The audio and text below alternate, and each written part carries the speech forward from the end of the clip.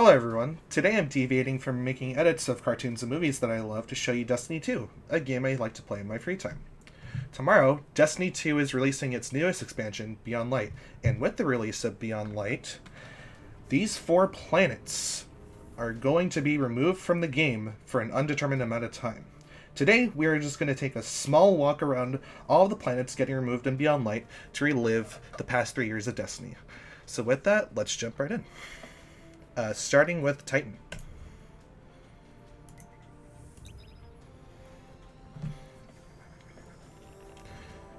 If I remember correctly, this was one of the first planets that you visited in the vanilla campaign of Destiny 2.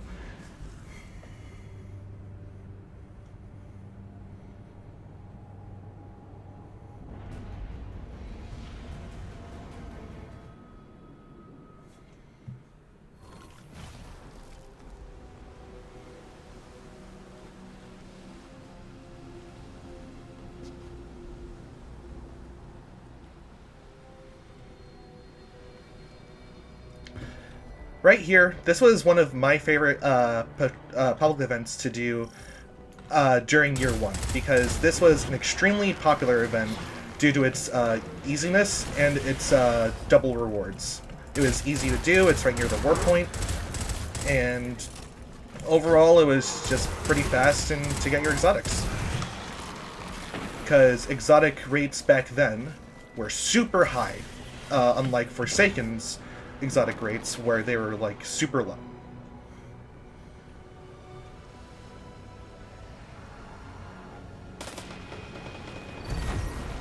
Bank firing in. Signal tracking. Kid, you're on deck. Harvest all the darkness you can muster. Now is not the time for mercy. Ooh, moondust. You've got a mean streak. I think it's super interesting that Eris and the Drifter have been passed together. Interesting to see that storyline progressing Beyond Light.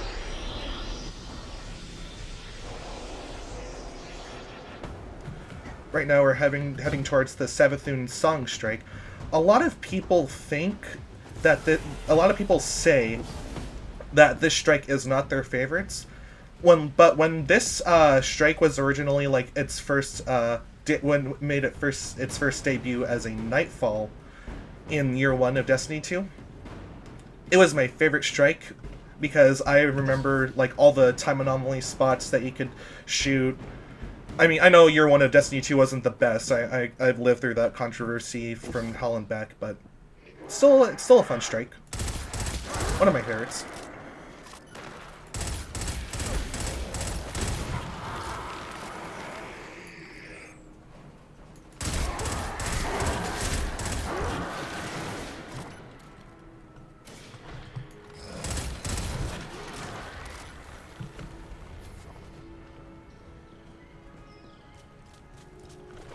The archaeology, in my opinion, is one of like the most beautiful zones in Destiny, because it shows like this glimmer of Golden Age humanity that we normally never get to see.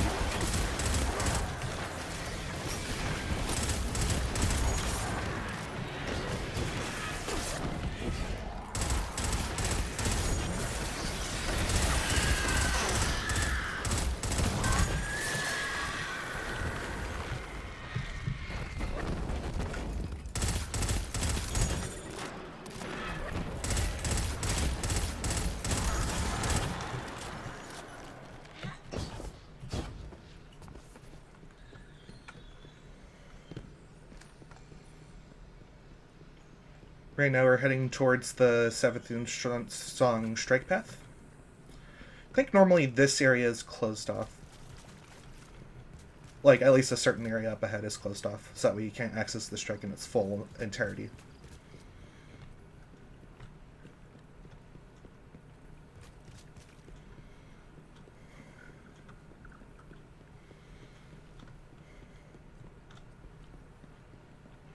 Yeah, right here. Oh, I thought that was closed off.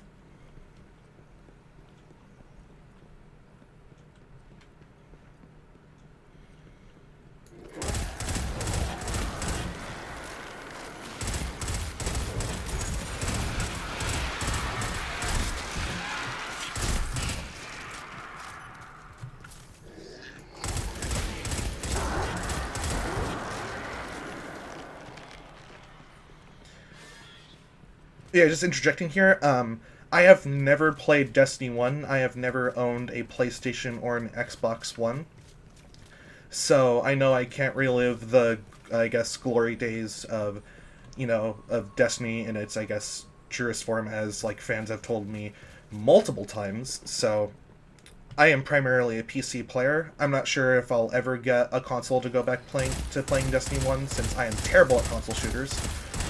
Destiny 2 is my jam because I like playing PC shooters a lot, and having the freedom of mouse and keyboard to play with the shooter is bread and butter to me.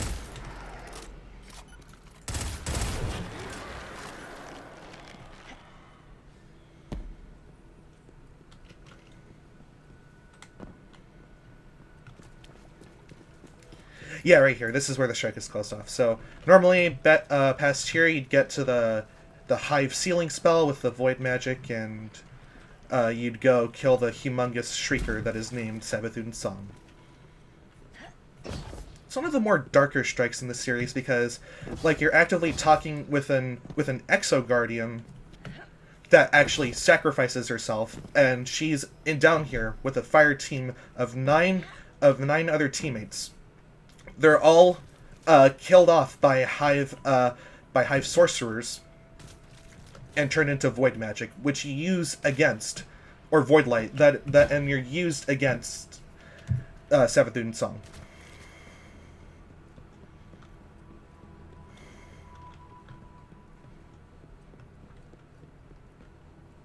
Oops.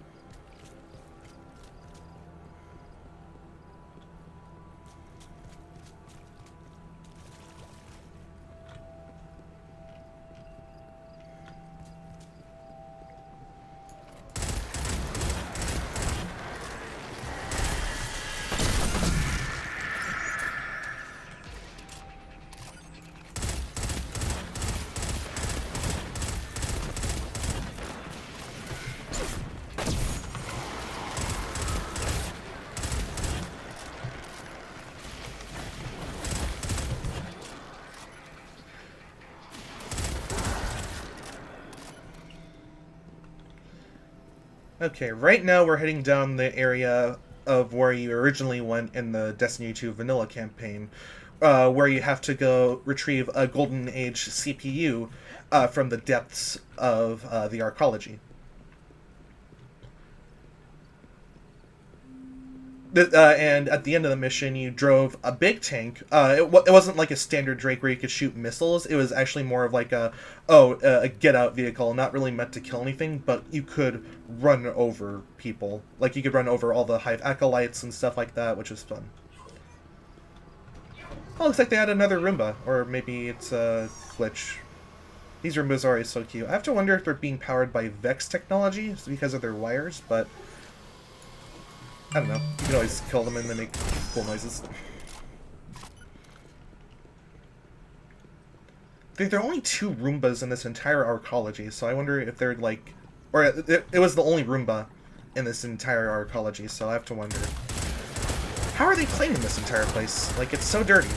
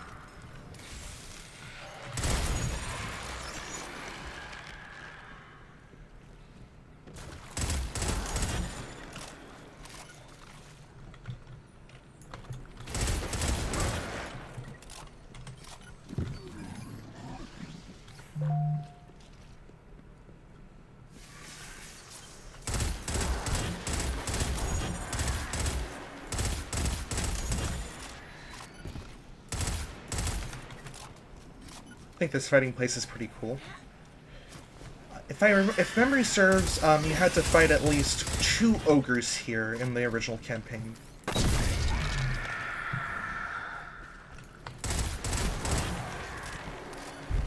I'm not sure. I haven't played this specific story mission in a very long time.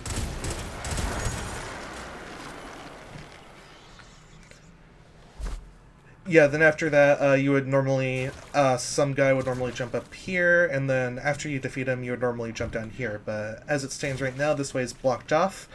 I imagine due to, maybe just maybe just to prevent players from, going back there. But it's nice that they allow you to go back this far.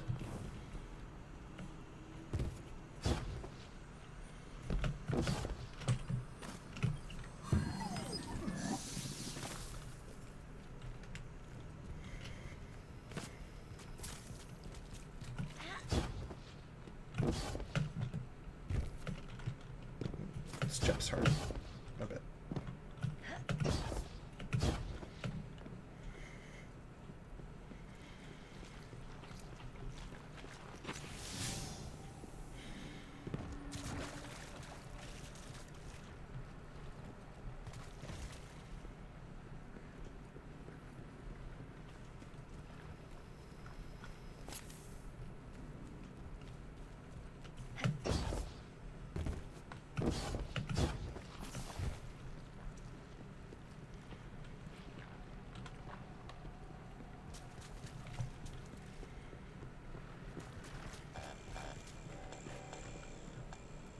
Weird buzzing noises. I don't think I've ever heard that noise. Sounds really cool. I just want to know where I've been down here.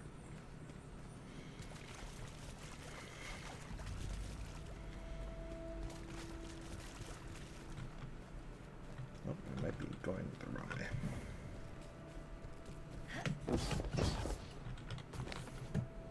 Oh, yeah, duh. Sorry, my bad. It's been a while.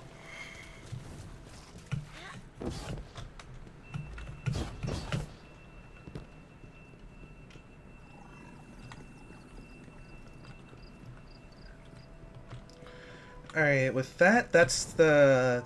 I think the arcology in its entirety. Here, I can see if there's any other door. I think, if I remember correctly, there's one more area in this place.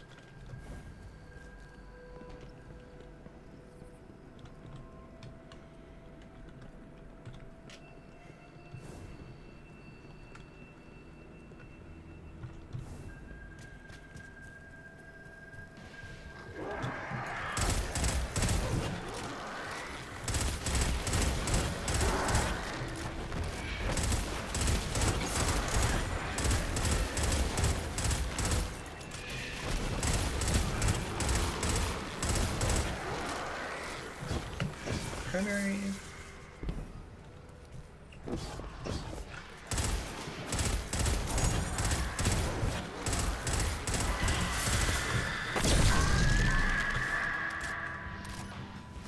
There's some primary. Okay. Okay. I was thinking that you could go down there, but it looks like that's close up. Not sure. I don't remember the arcology too well,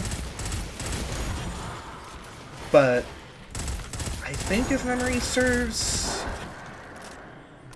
you could go down there originally. I'm not sure. If you could, comment down below, because I do not remember.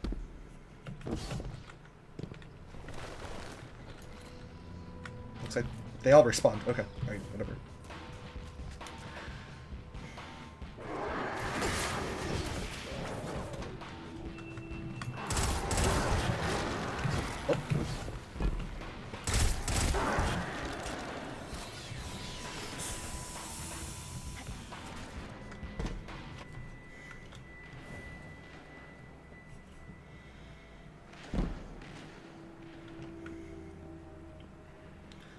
Titan always seemed like one of the more visually appealing maps to me. Like, sure, the oil rig setting could put a bit of, like, some players off, but what always got me were always like the huge flowing oceans. Just like watching these is just beautiful.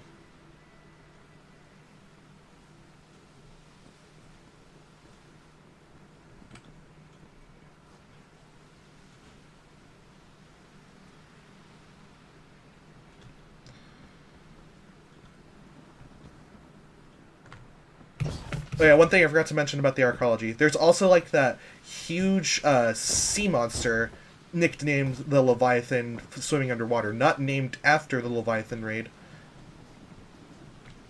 Always seemed interesting to me. I've always wondered if that was a hive worm god, but I don't think that's the case. Or maybe it could be, maybe it's not. I don't know. There's a bunch of hive down there.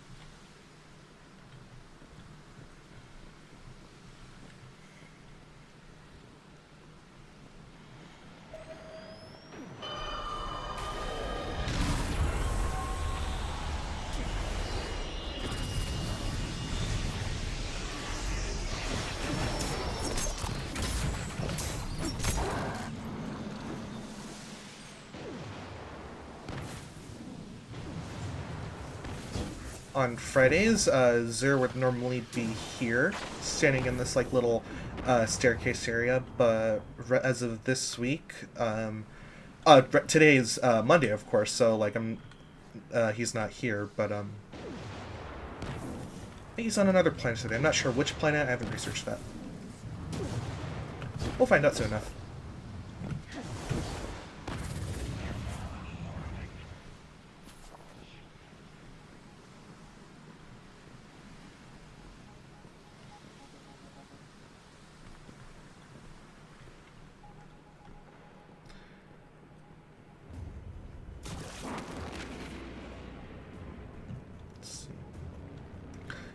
Titan 1 holds one special place in my heart because I'm not sure if, I don't think it was this lost sector, but like it was another lost sector on this planet where I got my first ever Forsaken exotic in Lord of Wolves. It wasn't like the busted version that was in Crucible that got buffed ridiculously, but it was still like a very strong shotgun at the time. Like people thought it was weak, when I thought it did, like, massive burst damage. But then Bungie buffed shotguns. It used to be one of the highest damaging weapons against Kali, the first raid boss of Last Wish.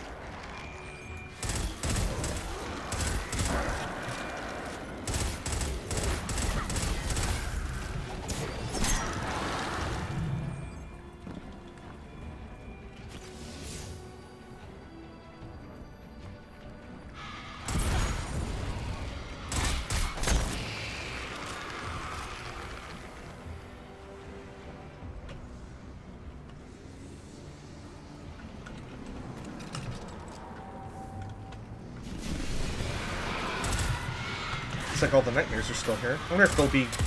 I think they might be going away with Beyond Light, but I don't think Bungie talked about it in the patch notes. So I think they're staying since the moon is still going to be an accessible destination.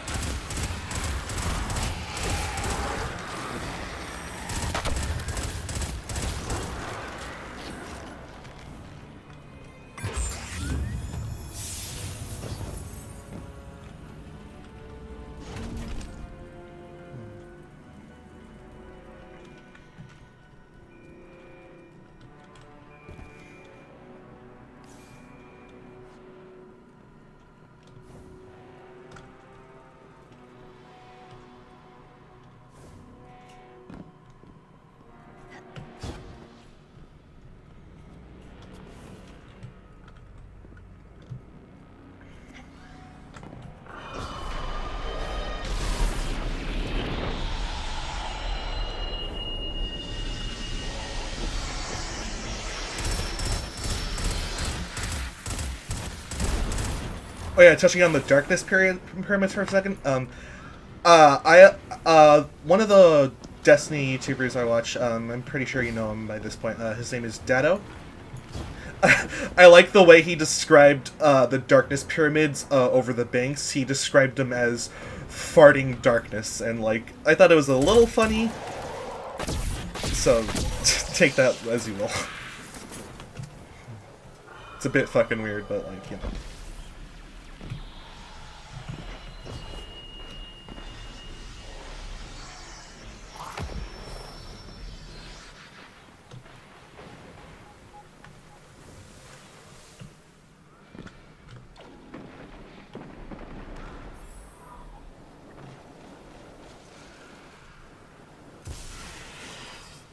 Let's see, did I miss it? Oh yeah, there's that one last sector. I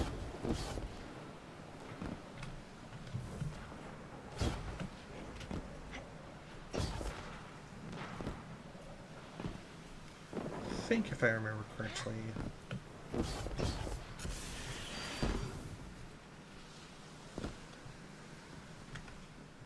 Yeah, it's over here. Or no, this is not over here.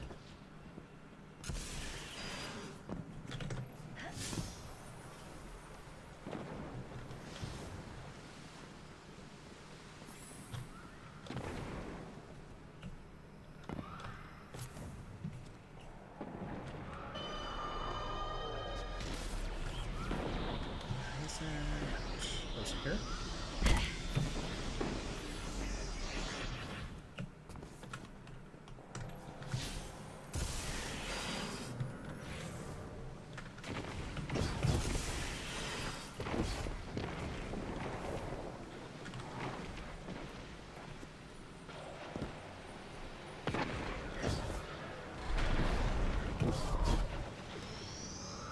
See, I'll cut back. I'll cut forward when I find this last sector. Oh wait. Oh yep, that's it.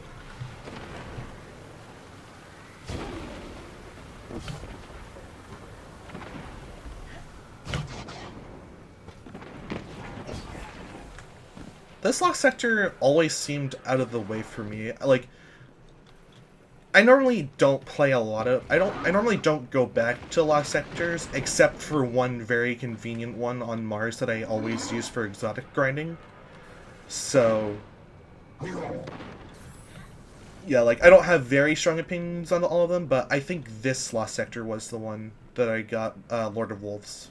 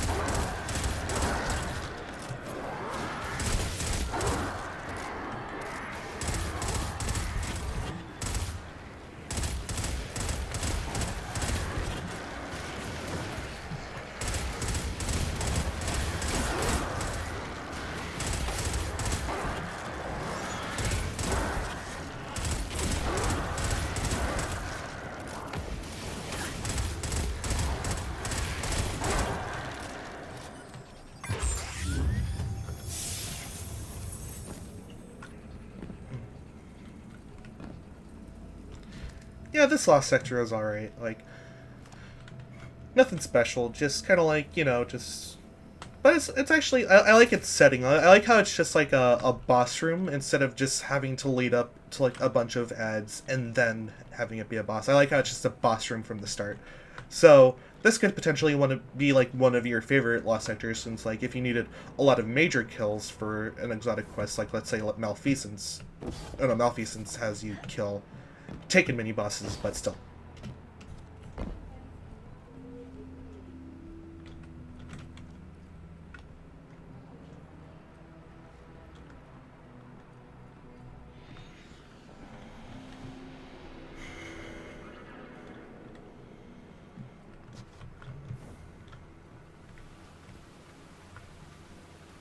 Yeah, this cat looks actually really cool.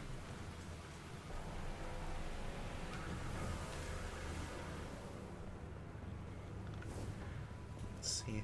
I think for the Beyond Light campaign, I will record it and upload it to YouTube. I know that you guys primarily come here for my edits.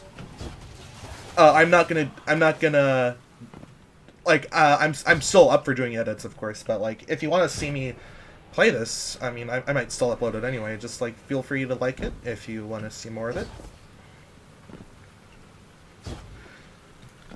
Because low-key, I am a little excited for Beyond Light. It'll be interesting to see all the darkness subclasses and how they work out. I like how the Hunter Super is called Silence and Squall. And the first time I saw it, I was all like, Silence and Squall! Silence and Squall! You know, stuff like that. From what I've seen, it looks like a mix, like, it looks like a Blade Barrage, but like, you know, with crowd control effects. That seems to be the theme of like all stasis all stasis classes and stasis in general, is that it's mostly crowd control.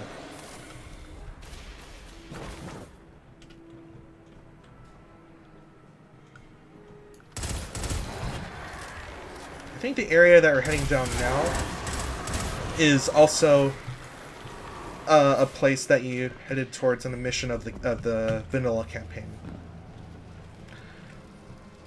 I think this one was reused.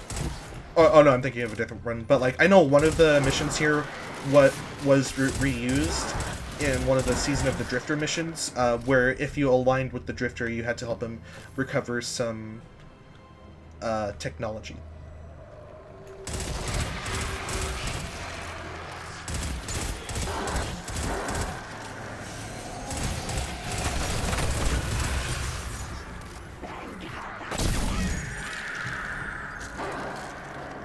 Did he? He just killed over. Maybe this shield explosion got him. Right now, this is blocked off because you need to. Oh, wait, what? Oh yeah, I think right here you needed to do like a special exotic quest thing right here. If memory serves, I think this was for Truth. I could be wrong.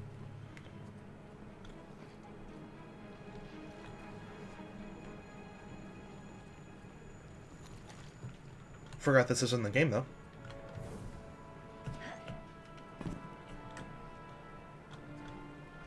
No, no, I think that was... this could be wrong again, but I think that might be... like, one of the beginning quests... one of the beginning missions before the main mission of Thorn. I don't know, just... like, I'll research it, I'll put it in the video saying, like, hey, like, this is the actual exotic, and Clancy got it wrong the first 2 times.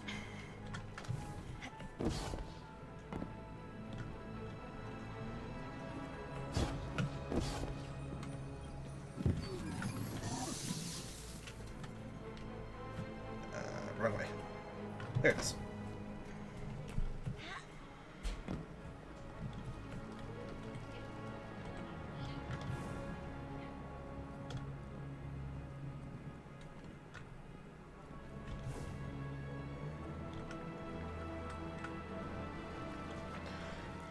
Oh yeah, and if you want my opinion on weapon sunsetting, I'm just indifferent on it. Like, sure, it's sad to see, like, you know, like, some of your favorite weapons not being able to be infused up to, like, current expansion standards. But, I think it's a good thing for the game, as long as Bungie can pump out, weapons that are, like, really cool and worth using in Beyond Light.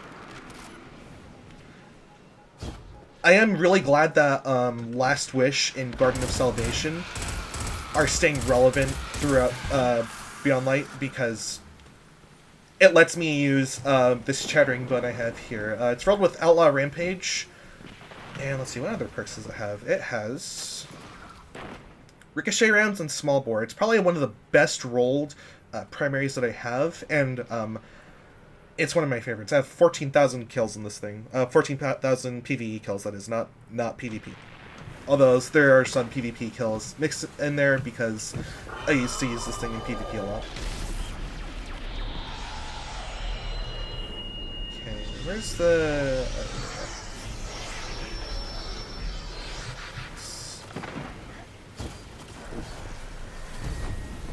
People used to tell stories about this place during the Dark Age. Treasures buried in the methane. Stuff like that.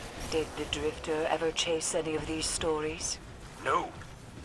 Heard a big crew lost 20 wave crawlers out there. And it wasn't from no storm.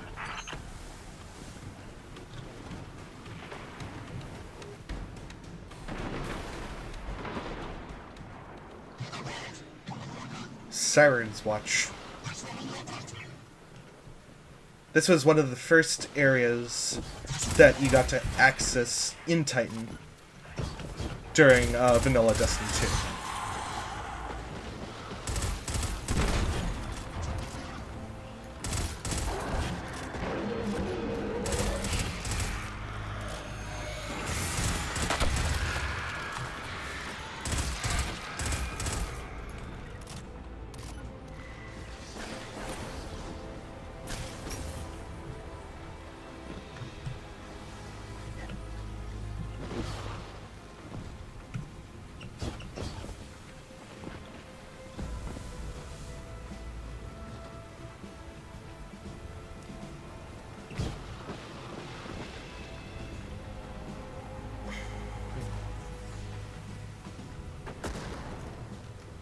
This is also home to another public event that I used to do a lot. I think there's only like 3 or 4 public events on this destination.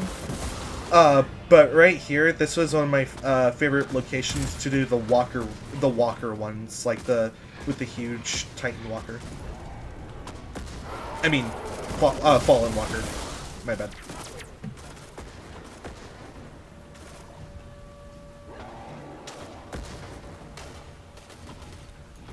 Well, I've never played Destiny 1. I have watched the Taken King cutscenes, and I like how this is still referenced in Saturn, where like the Dreadnought still has that huge explosion right there, which is always a nice touch.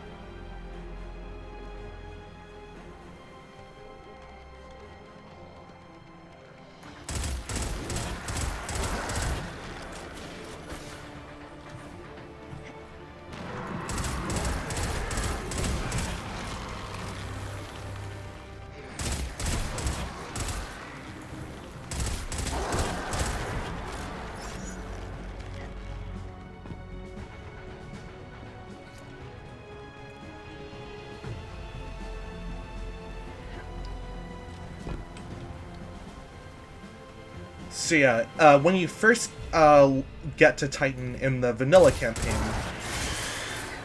you would originally come to this area, and then you would make your way up to Siren's Watch, where where Sloan hangs out and stuff like that.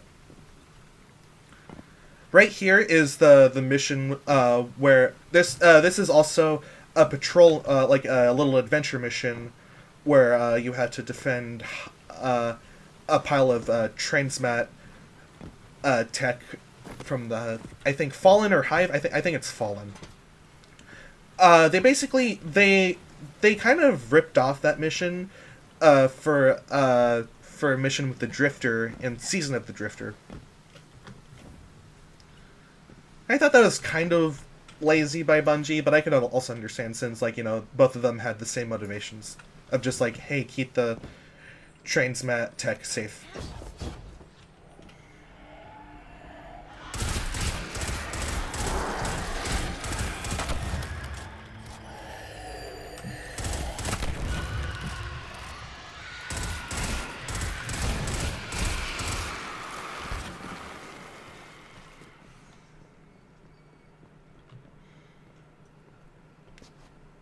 Say what you will about Destiny 2, Bungie put a lot of effort into the planets and environments.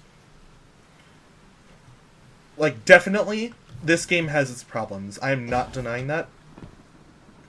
But goddamn, they really put a lot of time in the art of this.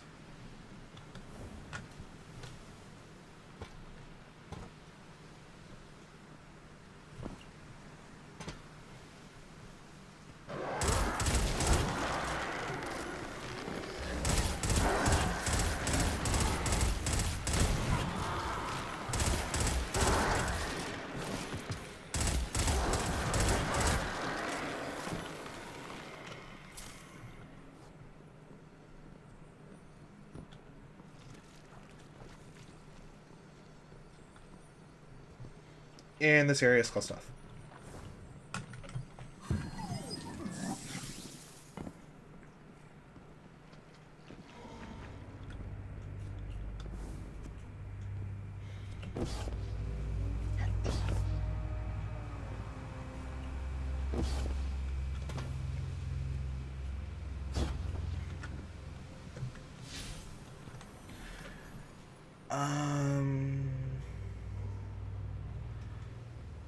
I think with that, yeah, I think with that, I think we've seen everything. Let me just check something real quick.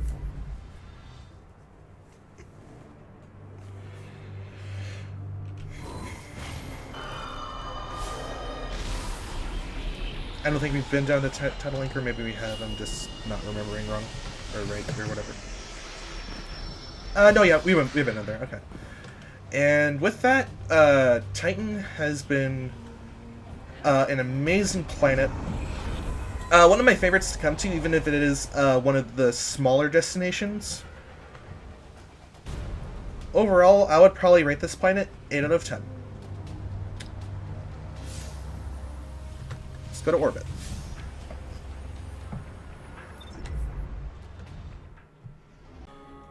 Alright, now up next... this is the last of the vanilla planets. We're going to go to the moon of Jupiter, Io. This planet was brought back into relevancy with Season of Arrivals due to the Interference quest, where we would learn more about Nokris's lineage with the Hive and what his purpose is to Savathun.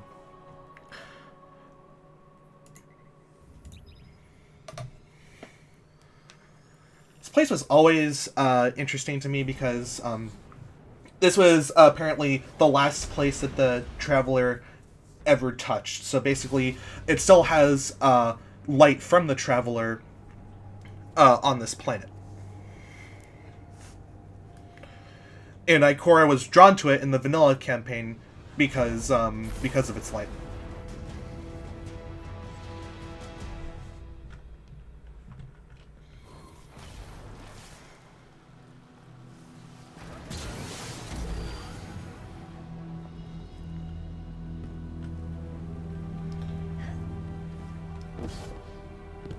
There's Asher. A lot of people hate Asher. I'm sort of indifferent to him. He's just a bit... He's a little weird, but... he's a good character.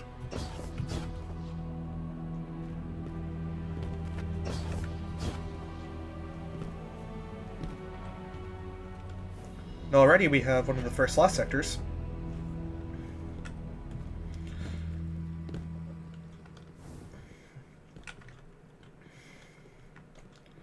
It's weird. While this lost sector is really close to the warp point, I have never played this lost sector with frequency because I always found a certain one on Mars to be very, very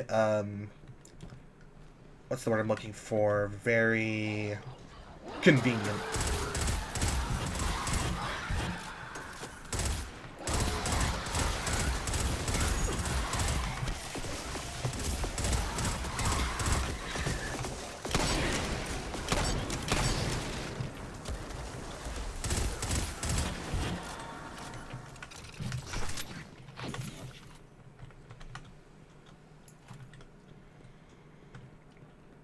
Oh yeah, I saw in the patch notes that that hunter rolls are going to be like hunter roll cooldowns are going to be increased by 4 seconds. So I'm not sure how much I feel about it. Like, it doesn't really affect me that much. But I wonder if any muscle memory habits are going to change with that change. I'm not sure why they changed it, but it's probably to prevent an exploit.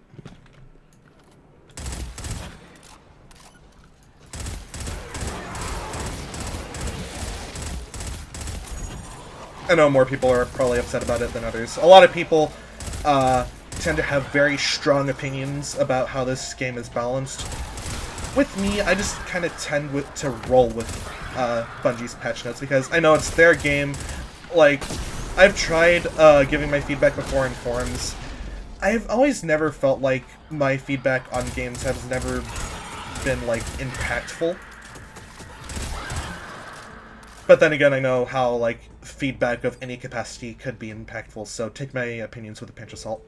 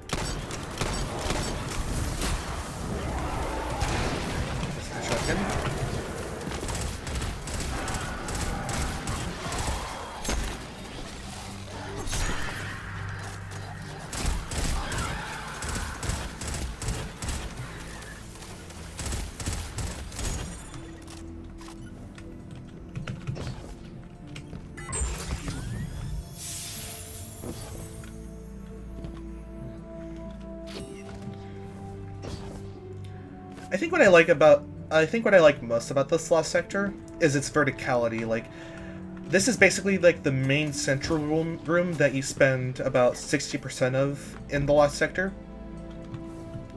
And I like how convenient it is just to jump down and just, you know, go back. That's a trait that I like about most lost sectors in this game. That, like, it's convenient, that it's always convenient to get back to the start. Sometimes it's either going around in a big circle, sometimes it's like that room back there. And I like how Bungie have found creative ways to kind of spit you back out at the start.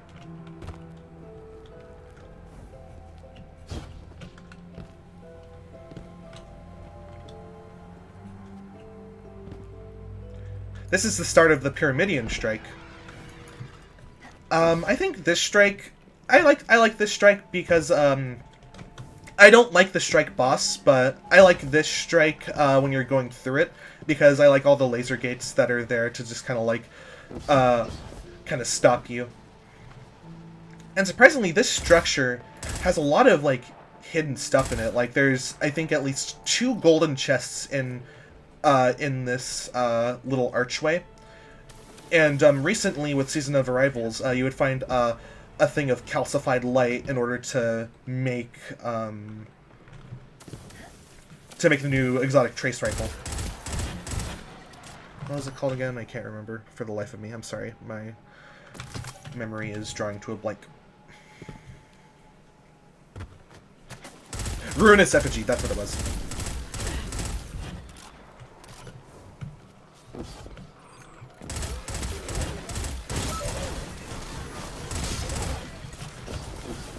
Oh yeah, I never touched on Sloan back in Titan. I'm sorry about that.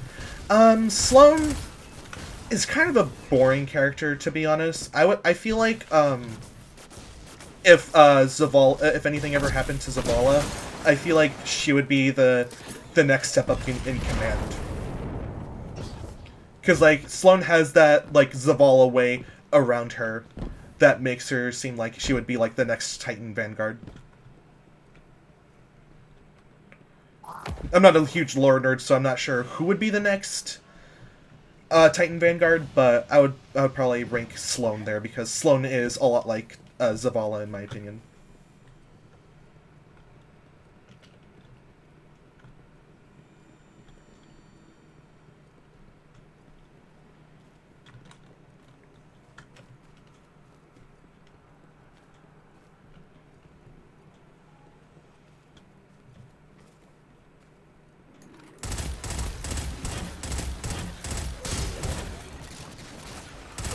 This is the start of one of the PlayStation exclusive strikes during actually no I can't remember if this strike was introduced with Shadowkeep or not, but like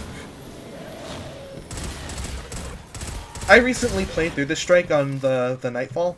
I had a very fun time clearing it on I can't remember the difficulty right now, but it was just a very fun difficult strike, which I liked. Like I like strikes that challenge. Well, that is weird. Yeah, I like the setting a lot for this strike.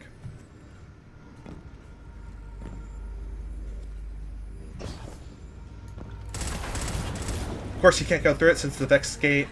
You can't go through the strike since the Vex Gate here is not activated, but I like this strike a lot because of the Nightfall I recently did. Very challenging, very rewarding.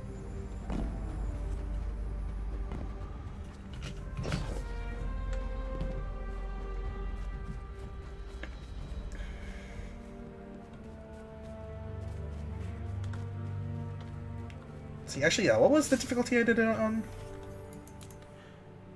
Let's see, if memory serves, I did the difficulty on Legend, because I did not have the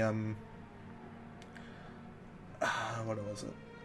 That doesn't matter right now, but yeah, I did it on either Legend or Master. I think it was Master, but I could be wrong.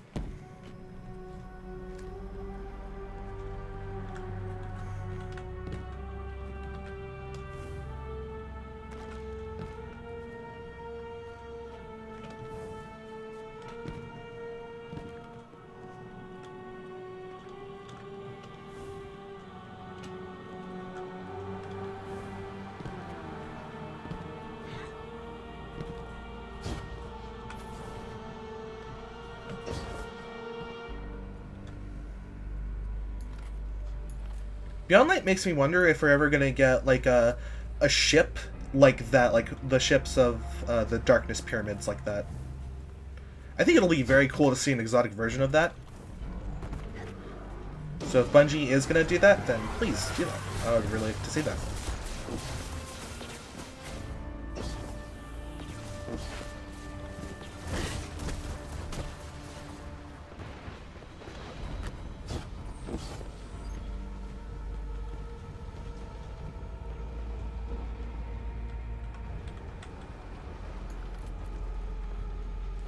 Oh, what's that up there? I don't think I've ever seen that before. Look like little satellites.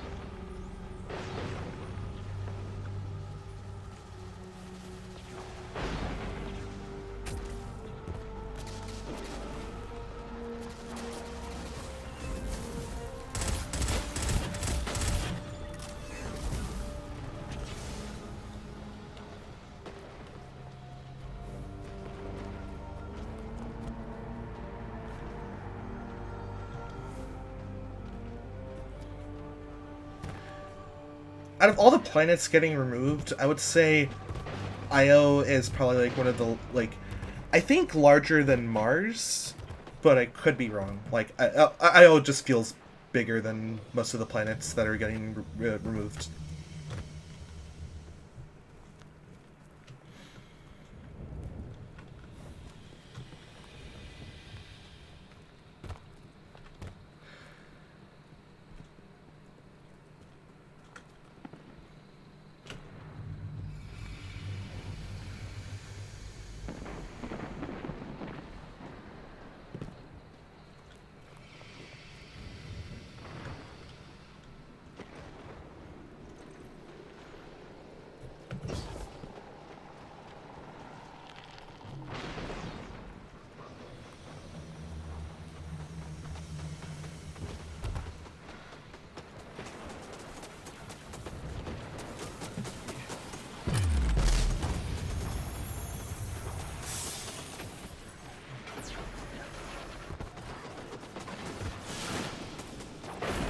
Lost Oasis has a lot of nostalgia for so many players. Well, not nostalgia, but probably like bad memories.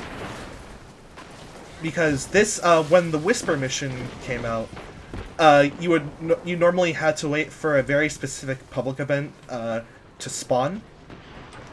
And after you during the middle of that public event, you had to go find a named Taken Knight or Captain, I can't remember which enemy type it was, for a portal to spawn, so that way you can access the Whisper mission. The Whisper mission itself was very, very awesome. Like, the sense of scale and the combat difficulty in that mission was amazing. One of the best missions Bungie, I think, ever put out, besides the 0 Hour mission. And I'm sad to see it go away. In fact, even though Earth is not going away, the 0 Hour mission, I think, is going away, which is sad.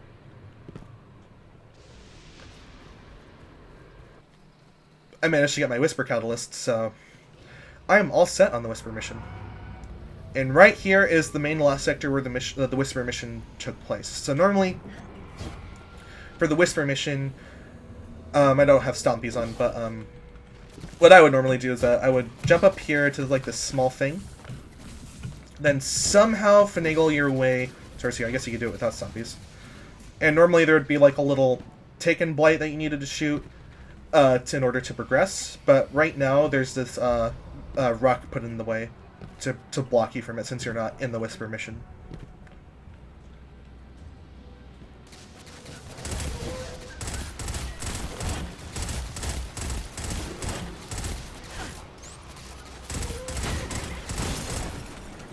I think this lost sector was also home to where you got your first Seed of Light to access the new light elemental subclasses in Forsaken. So, like, you could choose your pick between, say, like, Burning Maul, the Stormcaller Laser Beam, and, or Blade Barrage, or Spectral Blades. I am rambling a lot, I'm sorry, I'm very forgetful, but I hope my commentary is not stale.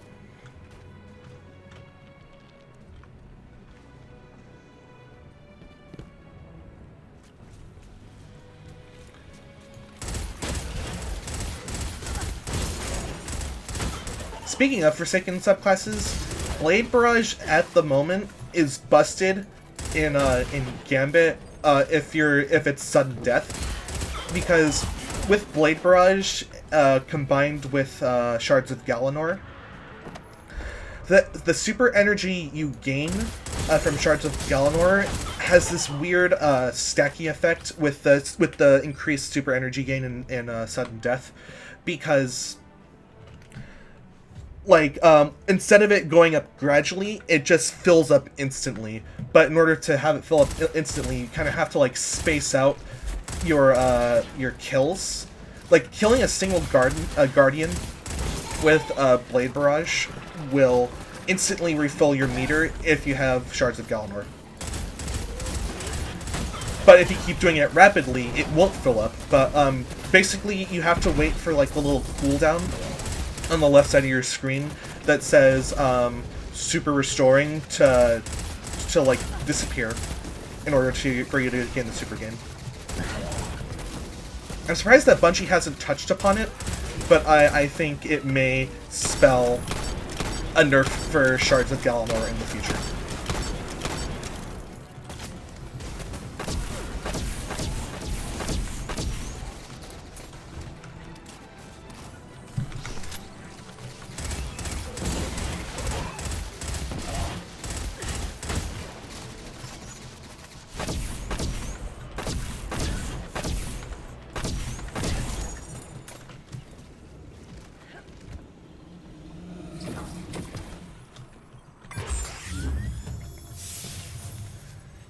It's weird, super stacking mechanic is also seen in the blind well in the Dreaming City, where if you grab those special orbs that that let you survive out of the bubbles, it'll increase your super regen in the same way that sudden death increases your super regen in Gambit. Like, so Blade Barrage is seen in both of those modes as the highest burst to DPS abilities in the game.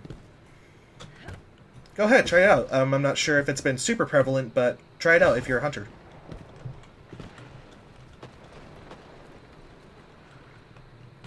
But yeah, overall, that last sector, I like how it was utilized in two very big events, getting your new subclass and the Whisper mission, and I like how it was utilized.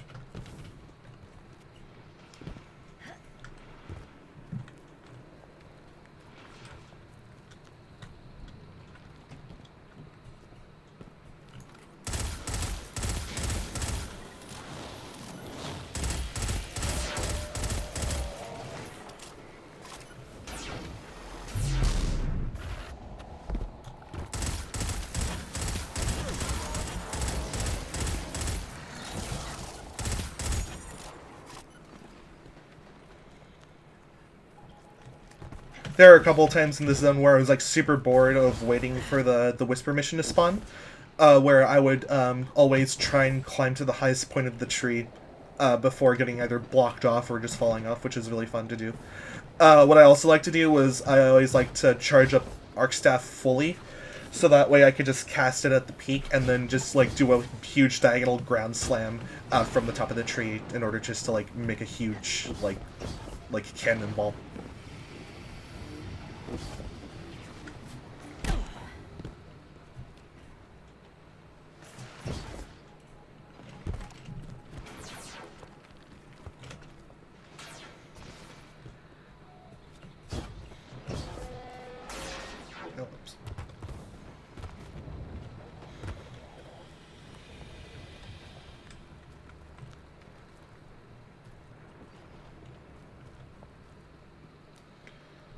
I wonder if we'll ever go to Jupiter in a future expansion.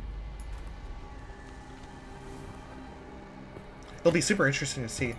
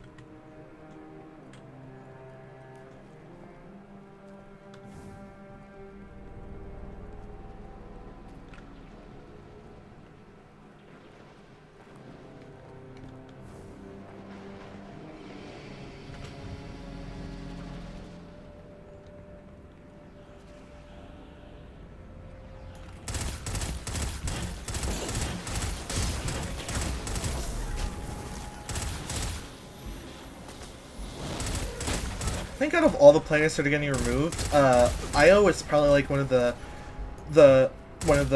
has probably one of the more forgettable missions in the vanilla campaign, at least to me. I know I think at least in one section of this you got to drive a Drake. I could be remembering wrong. So like because of that, I don't really remember a lot of things that happened in the Destiny 2 vanilla campaign missions that happened with this. So I'm sorry that I don't have more to say about this area in general. I do know that it is home to a campaign mission, though.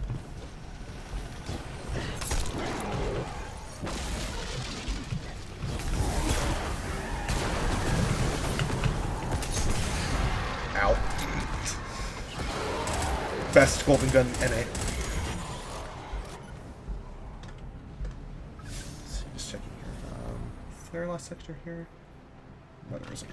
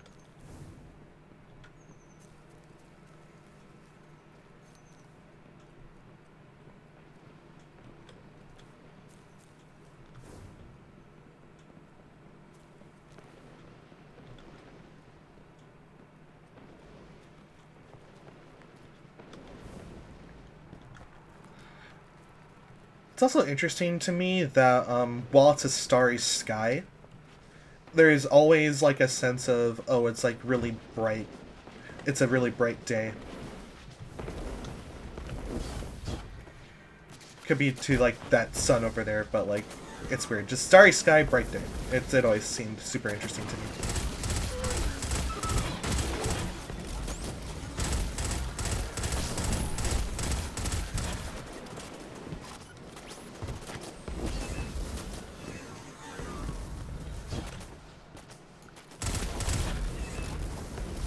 IO actually has a lot of interesting stuff with the Vex. Like, there's one mission that I always like to do. I think it was a mission to hype up Rasputin in Warmind before it got released. It was where your ghost kept scanning the Rasputin caches, or the Warmind caches, to where oh, what's the word I'm looking for? So, because like the Vex are listening to music, and then your ghost some at the end gets influenced by the music somehow to relay some messages to relay about how Mars is going to look like. And I think he mentions Clovis Bray, and then after that he snaps out of it like he's in a trance. Like sort of like how he goes how the darkness controls him whenever you enter in a darkness pyramid.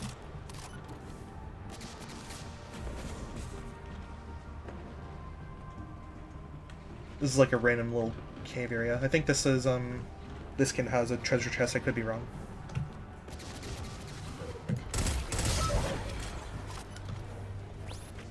Around here, if I'm not mistaken, is where Zur would normally be.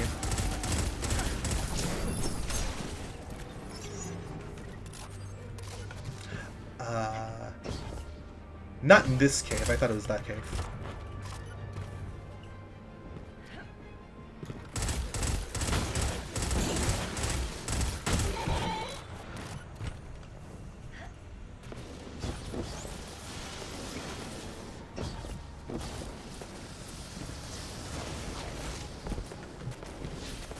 Where is the cave?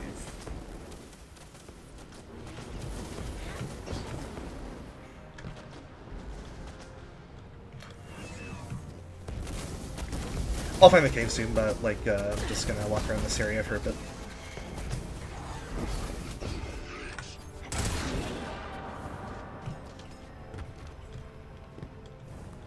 It's another random cave.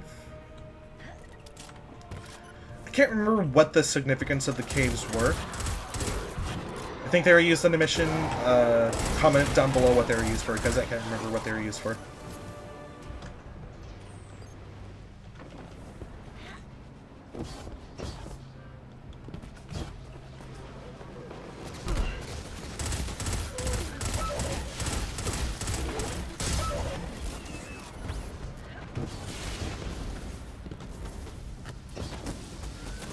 I know the cave was here. Did they just close it off, or am I an idiot?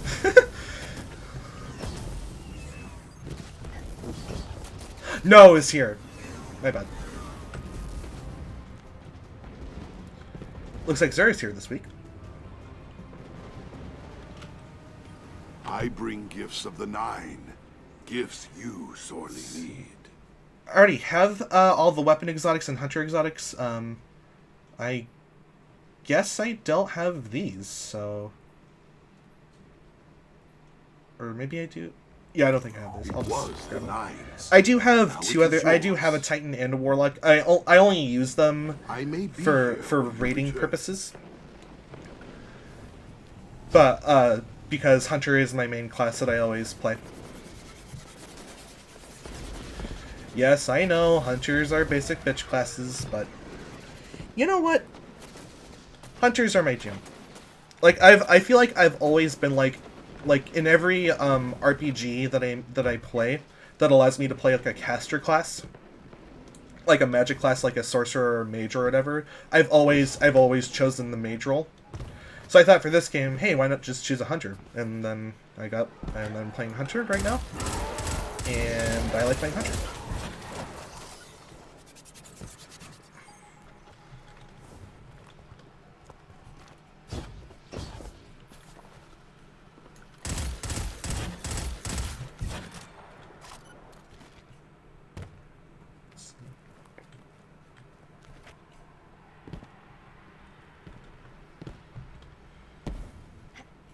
There used to be a lot more Red Legion in here. I think if there's some in this building right here.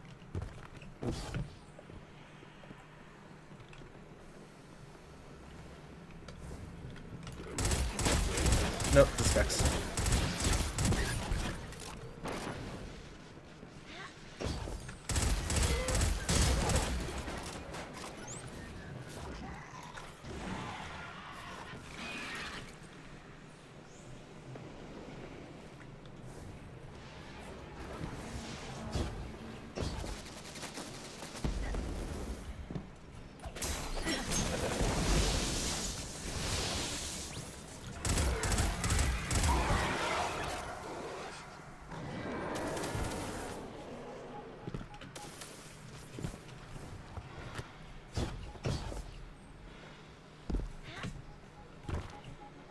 I think out of all the zones in Destiny 2, I like Nessus the most because I like its greens, its reds. I like all the colors. It makes even though it's poisoned by a lot of radiolaria from the Vex, I always liked Nessus's environment because of its like really good color usage and its pretty trees.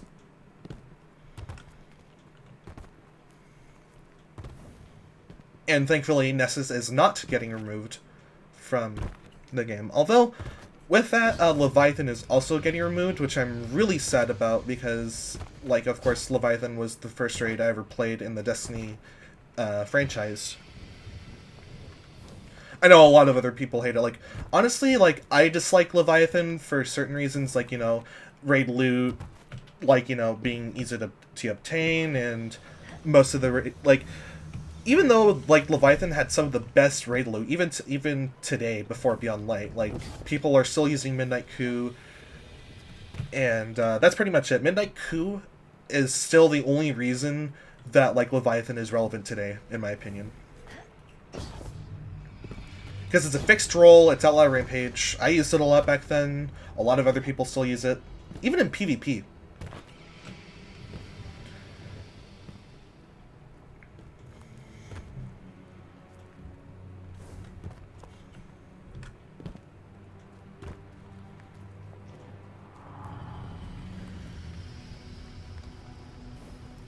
I know that Sins of the Past, the rocket launcher, was like a very like a highly used power weapon back then. They used to be called power weapons not back then. I think they're still referred to power weapons now, but like people like to refer them as heavy weapons. Sins of the Past was really good because it had high impact and it had cluster bombs, which were like of the best perks you wanted on a rocket launcher back then, since rocket launchers were one of the best like power weapons back then, since it had the double primary system. It did the job of killing a lot of adds in one shot, as well as being very, very useful for boss damage. So it had a lot of utility, and this was before machine guns were added.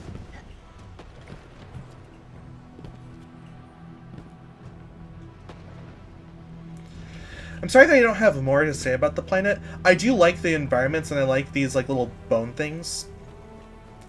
But honestly, Io has while Io has had a lot of interesting things about it, I would say it's probably like one of my least played planets, and like I'm not sure why that is.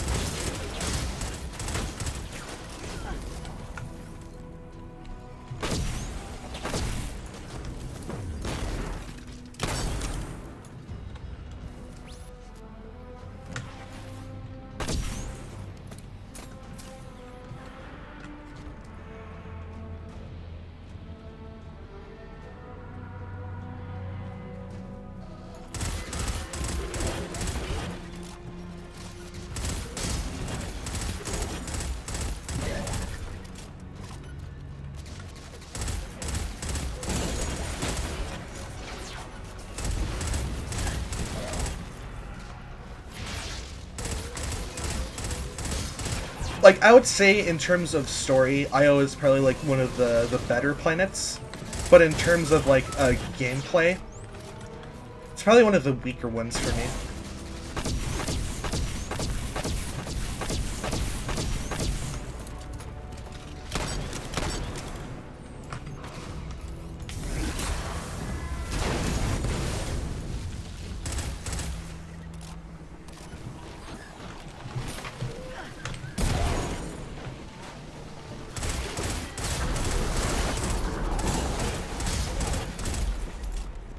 Of course, besides the Whisper mission.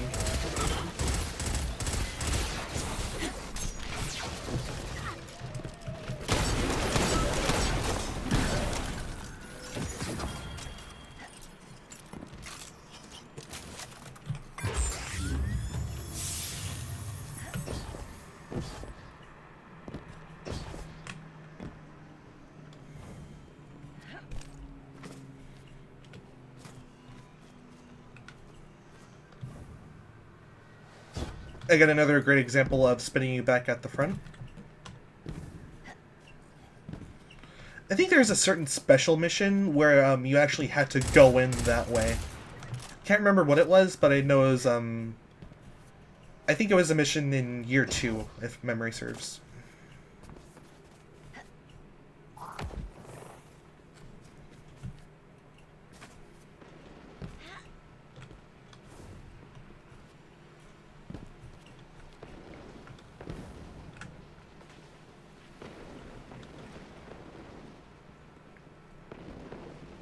It's weird how there's like a lot of these like little caves. Like, I know some of these caves house golden chests, but I don't think like all of them did. I think Earth had that little caves as well, but like not like to like not in the prevalence of like, you know, words are not working for me today. I'm sorry.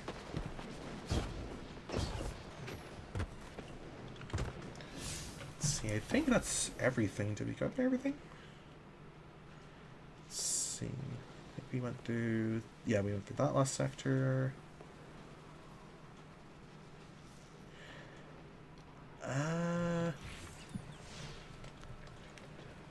And yeah, I think that's Io in its entirety.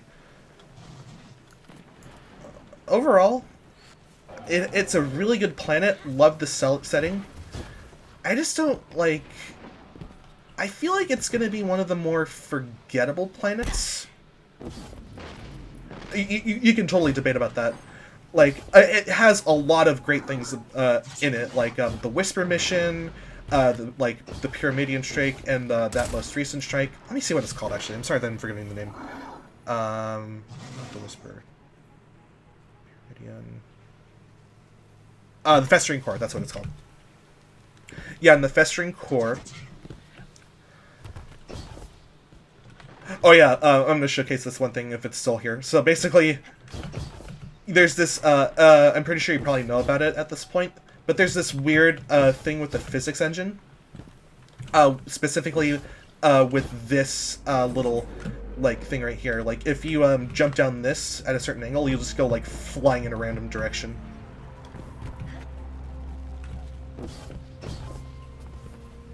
Actually wondering if they patched it out or not.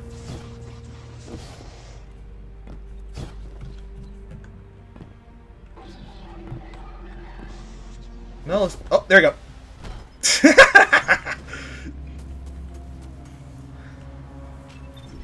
Like, I'm not sure why that happens, but, like, if Bungie, like, since Bungie is removing this planet, if they are watching, like, I know they're not watching this video, but if they are watching this video, then please put in another thing like this, because it is funny to just see your character just go flying off.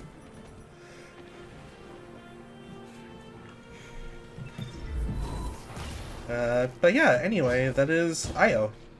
I would rate this planet 8.5 out of 10.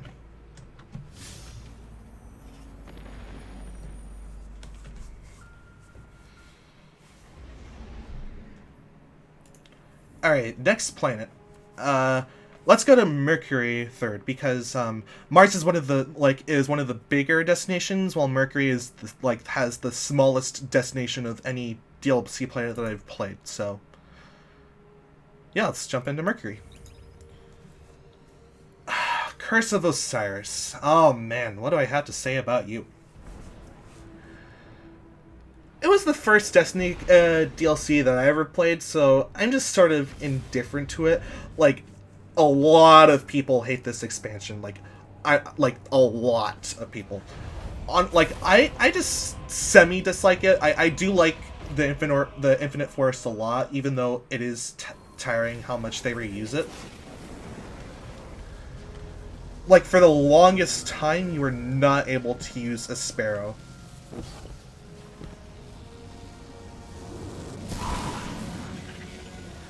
Now, before Trials of Osiris came back, you can still access the lighthouse like this. I'm not sure. I never went flawless in Trials of Osiris yet, so I'm not sure what the lighthouse looks like. I want to keep myself spoiler free on that.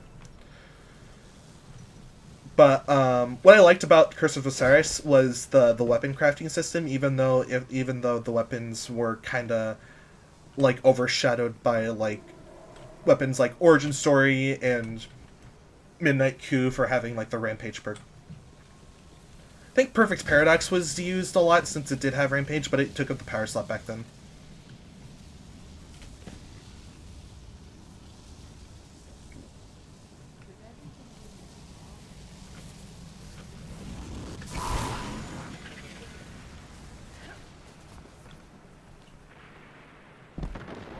I've always found it weird that, like, there's only these two Vex goblins just standing here idle. Like, I know they're probably, like, standing guard for something, but I've always wondered what they're guarding. Super weird. There's only one public event on this, and, of course, there's the famous meme of, oh, this is, like, where Bungie was like, oh, this is, like, the most rewarding public event in the game. Which is sort of true, even if it does, even if back then it gave you just double chests. which only contained like tokens. But like I know if you're like super lucky back then, you could have gotten like 2 exotics out of both of those chests.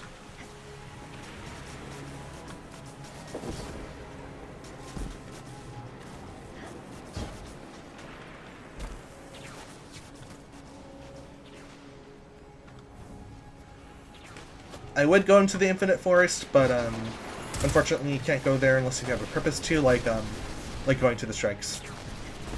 That said, I can't visit the strikes right now, because I think out of the 2 Mercury strikes, I would say that a Garden World is my most favorite one, because I love seeing past Mercury. I love seeing, like, it's probably one of the most beautiful zones in all of Destiny. Has lots of green grass, or I think it's not green grass, but like it's a lot of like pretty grass, pretty trees. Just everything about it is pretty. It's like just very pretty.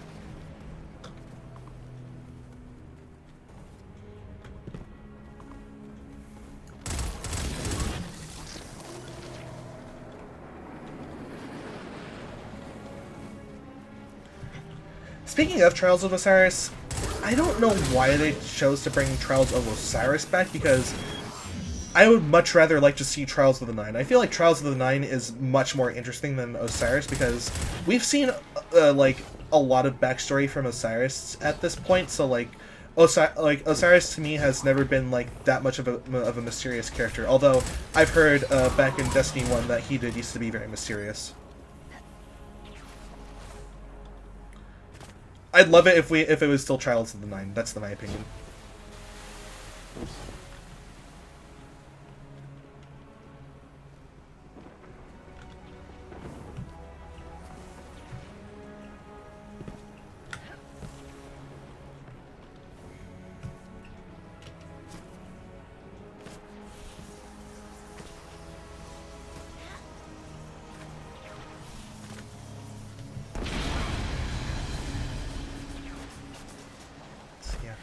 And with Mercury being the smallest destination, there is, of course, only one last sector, which is really good. I've been to this last sector multiple times to complete Vex-related missions, and it was also one of my favorite places to get super kills.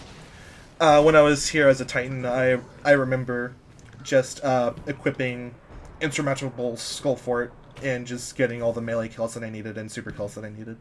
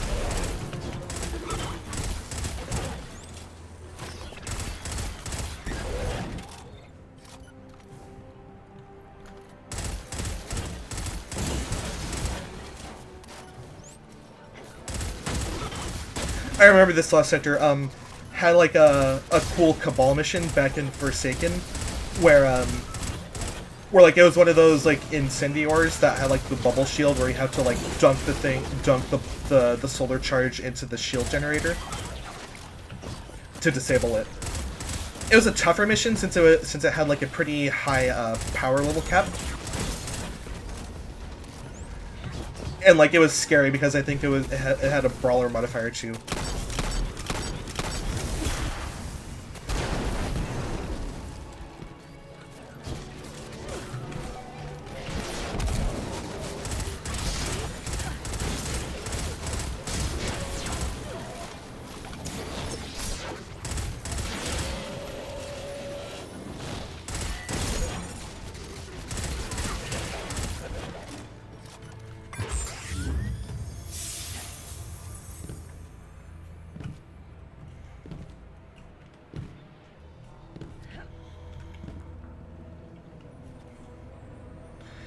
And again, spinning you back out to the front is very nice. I think if you have Stompies, you can jump up here, but I think normally, like, at the beginning of the strike, it's blocked off.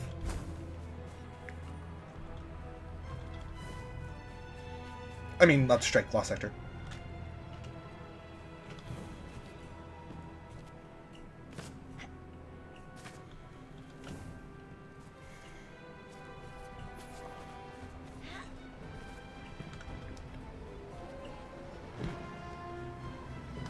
Oh yeah, there's also the beginning part of Mercury,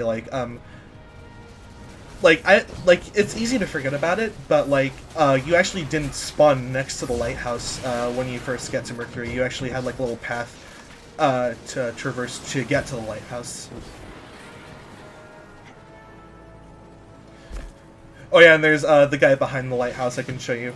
I forgot what the community nicknamed him, but it's just like a lone like major Cabal Centurion or Colossus, I can't remember which, that is just guarding a single golden chest, which I always found like really funny, that it's just like that one guy just tasked with protecting the chest.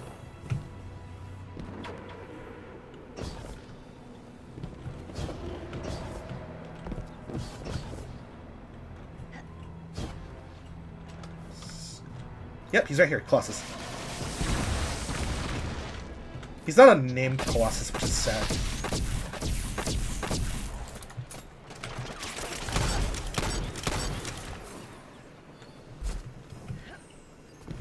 Like,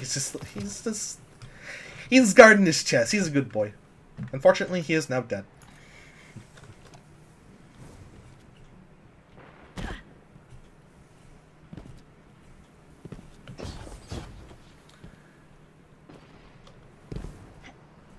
Alright. Oh yeah, these two towers on the side, I can't access them now since the public event is over, but, yeah, you would normally, get shot out of the cannons that would, propel you towards those things to disable the Vex Minotaur shield.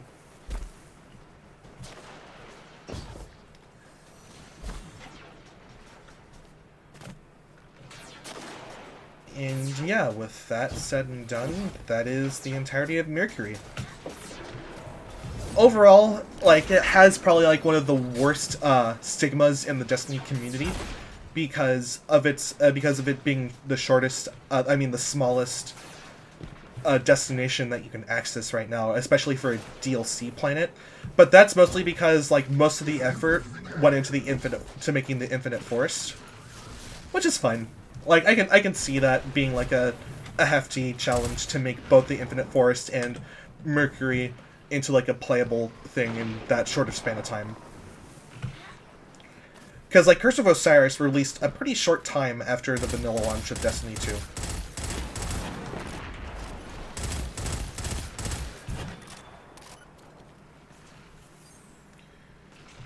Yeah, with that, I would rate this planet probably like maybe 6.5 or 7 out of 10 if I'm being generous.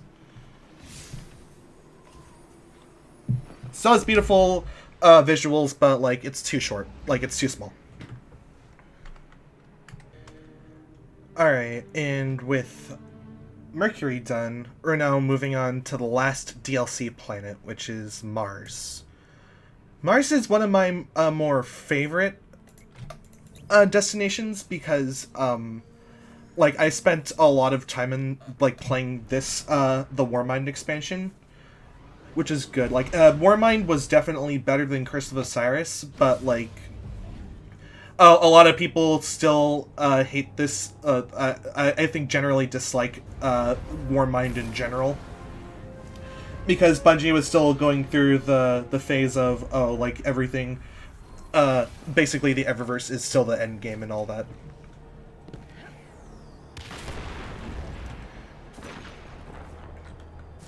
But I really like Mars a lot because I like red sands. I like how it's like red sands combined with snow. I like how it's like a more cold environment.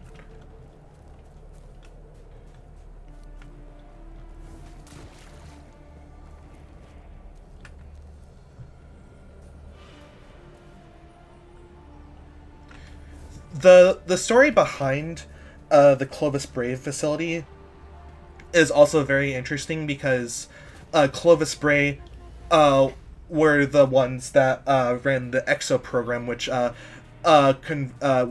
downloaded human intelligence into EXO bodies. So basically, I'm an EXO female right now, and I love that Deepstone Crypt, like the birthplace of the EXOs, is going to be the raid setting for Beyond Light. So I'm really excited to see that in the raid. Like, I hope it's going to be my favorite raid of this franchise, because it'll be like, I think if it's my favorite raid gameplay wise, then I'm also gonna like it a lot because of its story.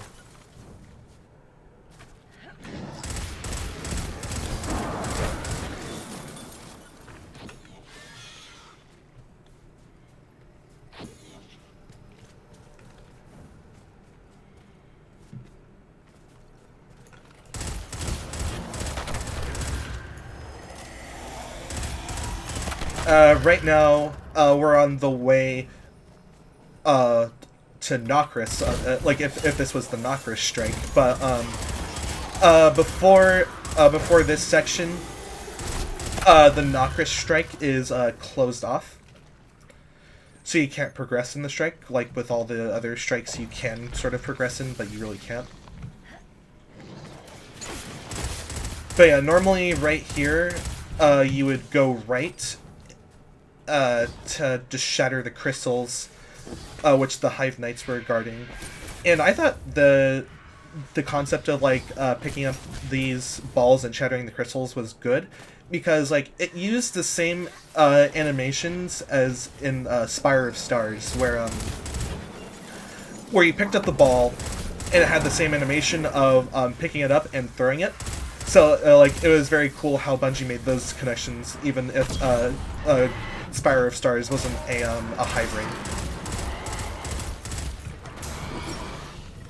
People look at Spire of Stars as one of the best, as having one of the best raid encounters in Val Kaor, because how difficult it is. It's seen as one of the most mechanically challenging boss fights, because you have to do so many things, like pass the ball to each other, standing on plates, and having a very dangerous damage phase where, like, while you're trying to damage him, you have to avoid all the stuff he throws at you, like missiles and incendior flame dots.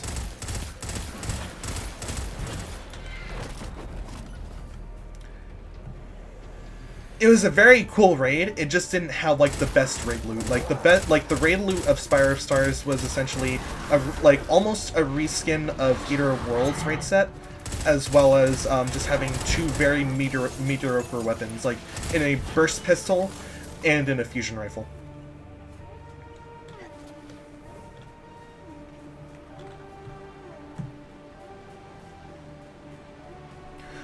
But yeah, right here, this is where you would normally start the Warmind campaign.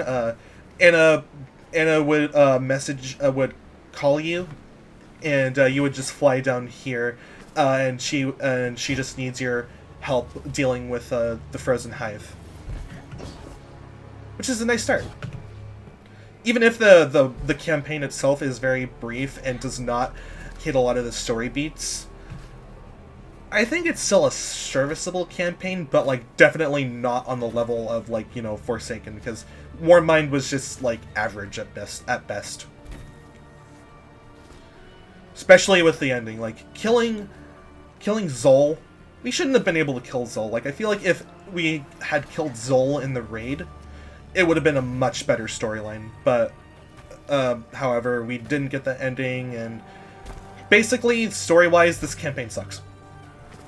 Like, because of the lore that Destiny has set around Hive Worm Gods. Although Zol was had a very nice story role in the Whisper mission, which was very awesome to see. You shall drift. You shall drown in the deep. Right here, if you go down here, this would be one of the this would be the place where you got the Sparrow at the end of the World Line Zero quest. I think the World Line Zero quest is probably like one of the most unique exotic quests that Destiny has ever done. At least Destiny 2 has ever done, because you had to go around the map and find these little modules that were colored in accordance to your elements. So basically, purple modules can only be damaged by void by void damage, etc. And there were like 45 of them scattered around the map. 40 of just killing, I think 35 of them gave you the exotic sword World Line Zero, which has its niches still. Like even if it isn't going to be able to be acquired through like this main in Beyond Light, since it's going away. But yeah, with World Line Zero, it has very weird movement mechanics where, like, if you I've seen a YouTuber, Bacon Gangsta. He uses World Line Zero in conjunction with activating Golden Gun, because if you activate Golden Gun when you're doing the heavy attack, you just get sent flying forward like super fast, and it helps you gain a bunch of momentum in PvP. It was also used a lot in raid speedruns where the heavy attack was used in order to speed things up.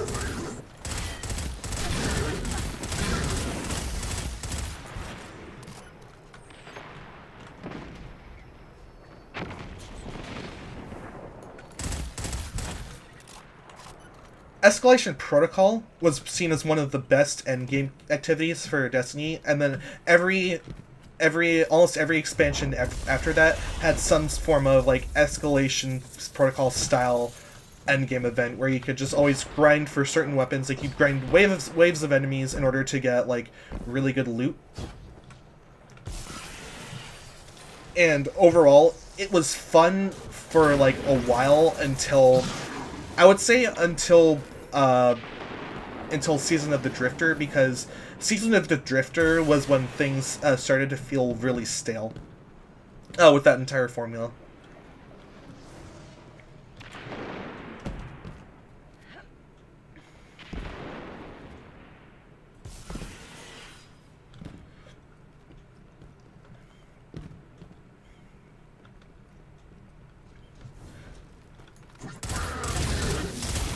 I like this Lost Sector because it has a more natural feeling to it. Like there's no no machines in it. Like it just feels like a normal cave, which I kind of like for a Lost Sector. I feel like all the Lost Sectors we've been in this video have all had like some form of like machinery in them, except for like some of the IO strikes. I mean Lost Sectors.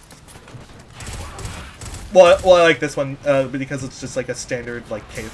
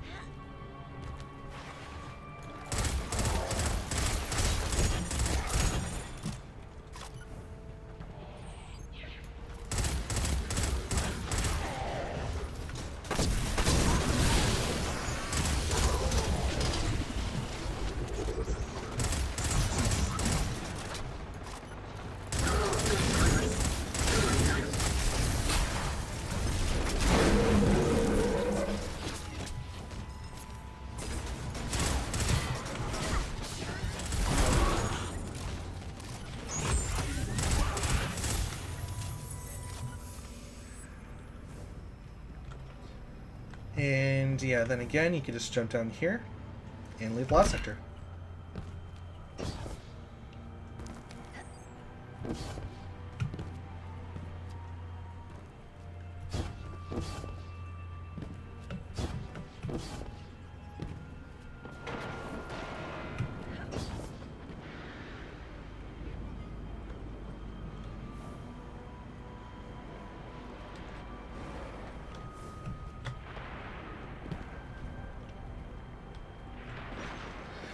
going back to the weapon modules, the modules for Worldline Zero, they're in some pretty far out places too, like places where you would never think to look.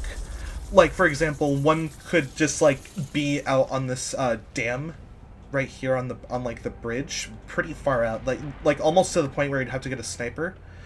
And this was easier back then because back then you had the mods that could cycle out your elements. So basically, with any elemental weapon that you had, you could essentially just change the element of that weapon. So you could change like a void weapon to arc for that map, for example. You can't do it now. You haven't been able to do it since Forsaken, which is pretty sad, but it is actually really good that it is this way, because it allows for other weapons to shine that you would normally never use, but like only use just because of its elements. Like, weapon elements only really matter in like very difficult content with a lot of shield enemies, so basically, like, it's good to have like a good void weapon for a taken strike with a lot of acolytes, because all acolytes in high difficulty content have void shields.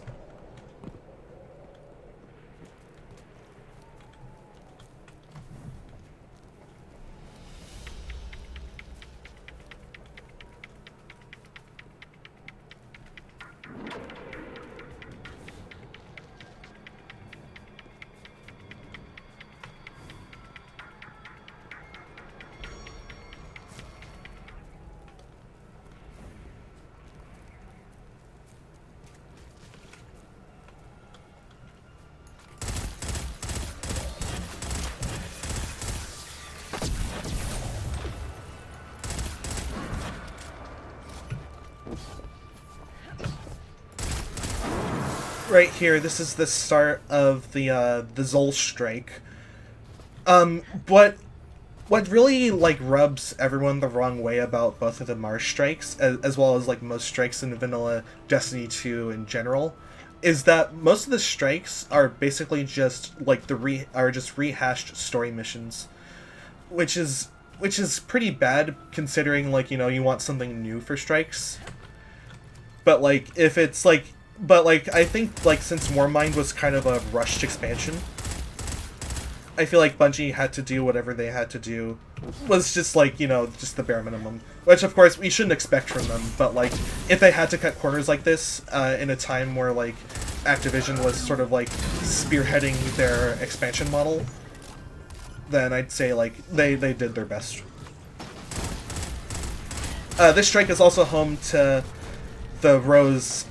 the Lumina quest, where you had to destroy all the crystals with Rose. I kind of liked the quest.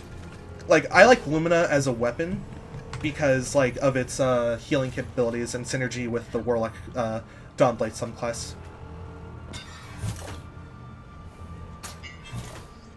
Like, Well of Radiance and stuff like that.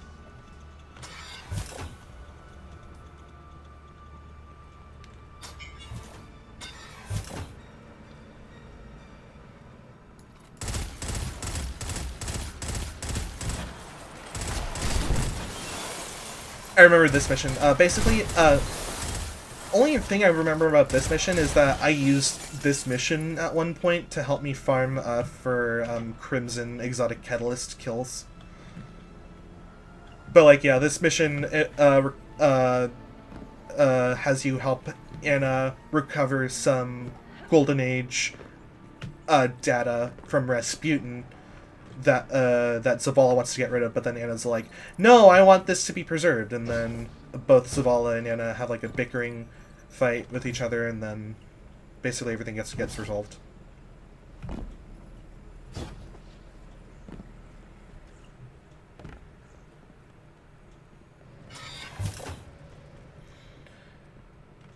Again, with the Worldline Zero quest, like, I actually liked the quest a lot because it actually made you go back to past areas like the Strike and that area back there.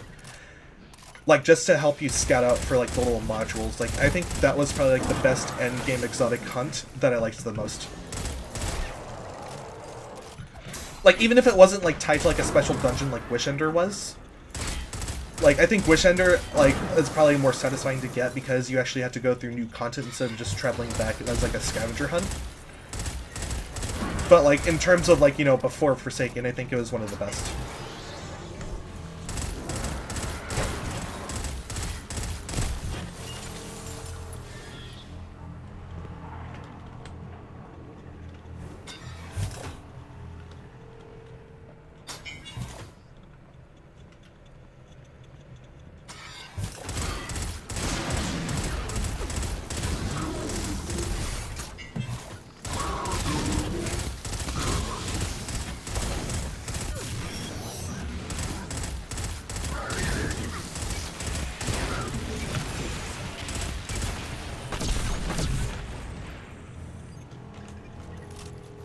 It's actually impressive how far you can go in this strike without before getting blocked off.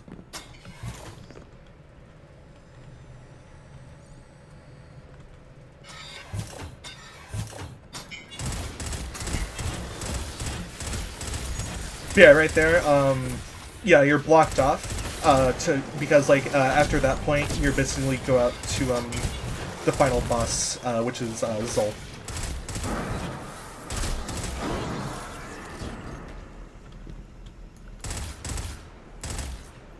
Oh yeah, that hive is behind the window. No.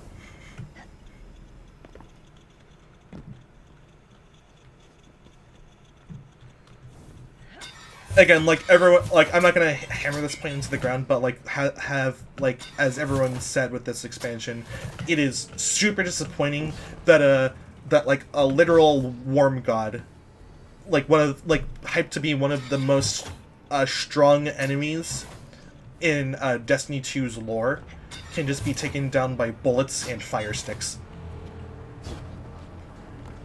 Like it 100% should have been a raid boss, and I'm just like, if Bungie ever do introduce another worm god into the game universe instead of the lore universe, then I hope it's a raid boss, or like something like from what I've heard, like how Oryx was, where like he was the final boss of the campaign and then the raid. But that's probably something that they're doing with Savathun. So like I'm gonna assume that Savathun with the Witch Queen, that she's gonna be the final boss of the campaign, then the raid.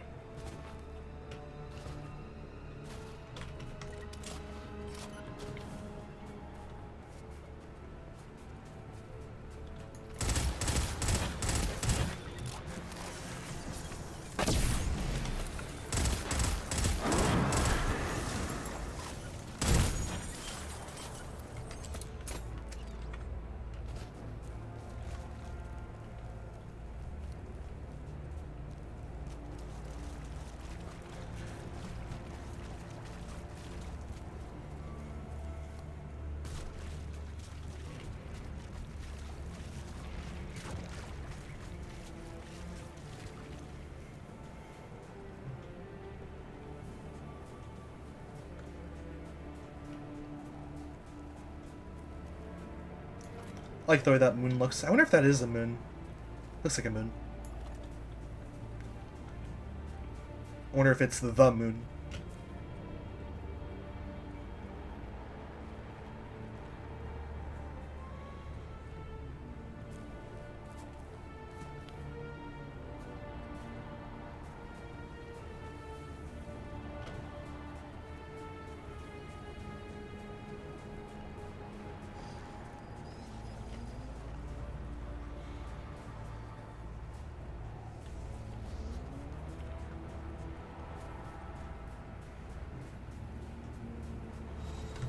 Check something real quick, sorry. Okay. Braytech Futurescape. This area, this is the area I always visit whenever I visit Mars because of one thing, and I've been mentioning it during this entire video, and that is this lost sector over here, because this lost sector is super convenient to get to.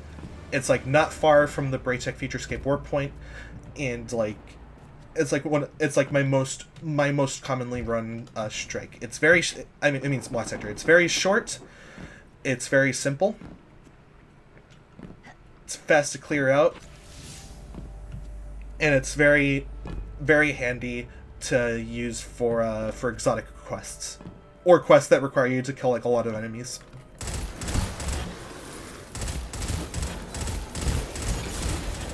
It might not be like one of the more aesthetically like pleasing strikes, like, you know, like in terms of like, you know, the environment. Like it might just seem like another basic generic kind of lost sector, but it holds a special place in my heart because of how much I've ran it.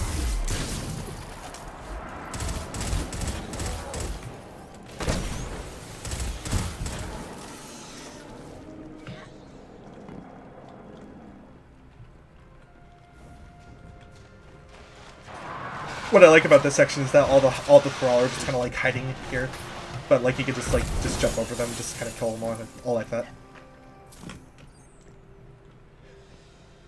Oh yeah, I forgot to mention. Sorry, So yeah, also in this last sector, if you collected enough of the weapon modules for the World Line Zero quest, the World Line Zero cache was around here. I think it was right here.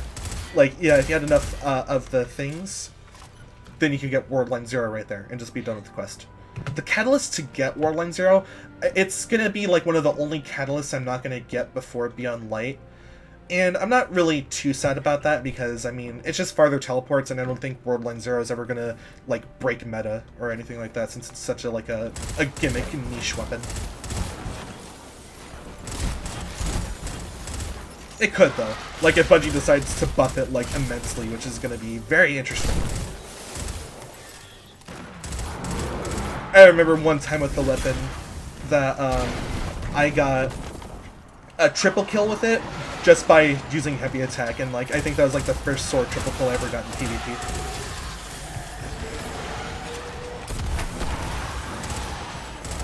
I sadly don't have a clip saved of it, though, since I didn't have recording software back then.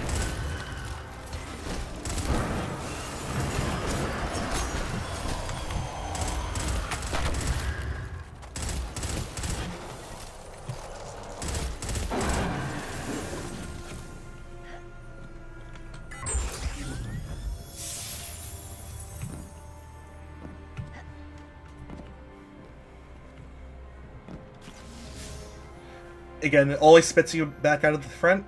Very nice. Please keep doing that, Bungie.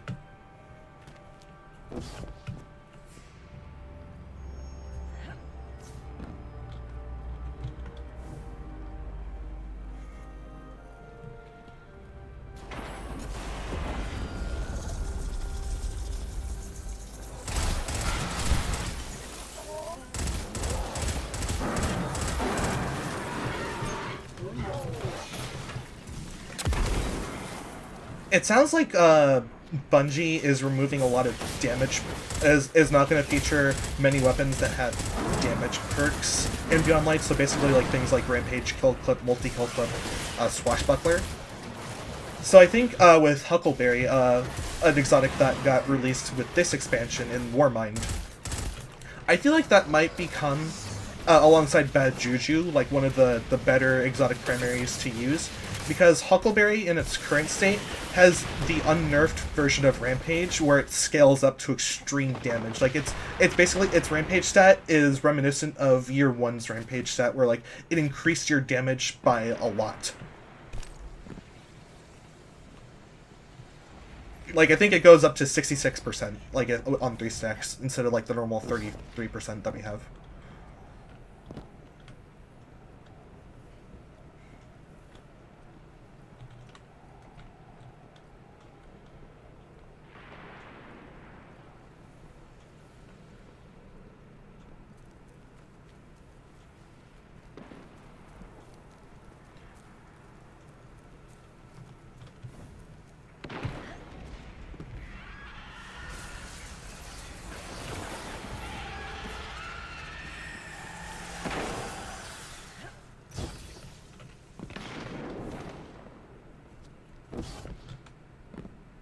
There's Anna. Oh yeah, and I'm sorry that I never touched on Brother Vance back at Mercury. Touching on Brother Vance real quick, he's just he's an underutilized character, and I don't really see his I'm importance reading other than Thrall just moving being... toward us. Moving fast Thanks, toward Gus. us. And, like, he's basically just, like, a cult follower. Just, like, he's just an annoying character, in my opinion. Anna Bray, I think she's a great character. I think the one thing I don't like about her is that her voice actor changed, I think, since Season of the Worthy. Like, her voice used to have a more, like, perky feel to it, where, like, it felt more upbeat, while her new voice actor feels more monotone, which I don't like. But she besides that small nitpick, I think she's still a great character. She's very important to the Destiny universe in the lore, because, like, apparently, she was in the battle for Twilight Gap, and, like, her Golden Gun's light was so strong, to the point where, like, there's still light left over. Like, there's still light in the Twilight Gap because of that.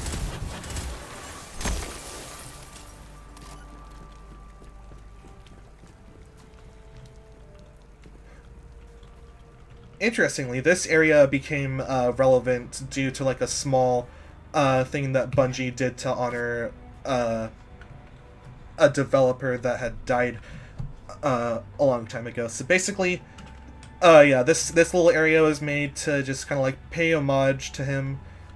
Has, like, this little sticky note that says hot dog. A friend told me that this was referencing an error message that you would get in the old Halo days. Little calculator right there.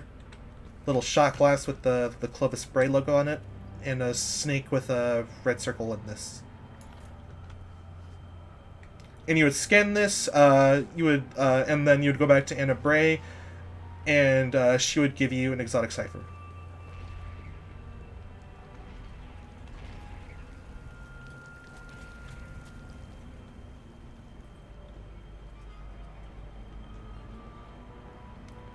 To this day, like, this white marker right here has never gone away. Like, I think it's supposed to guide you to, like, a weapon module or a certain mission. I'm not sure, but we're not going to go there.